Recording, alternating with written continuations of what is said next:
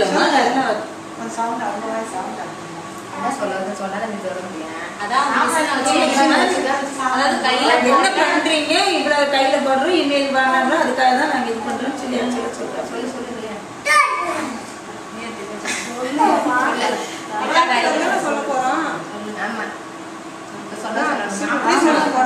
அதாவது கையில போட்டா 10 கையில போட்டோம்னா அந்த ஒண்ணு வந்து ஒரு பீஸ் தான் போடுறோம்.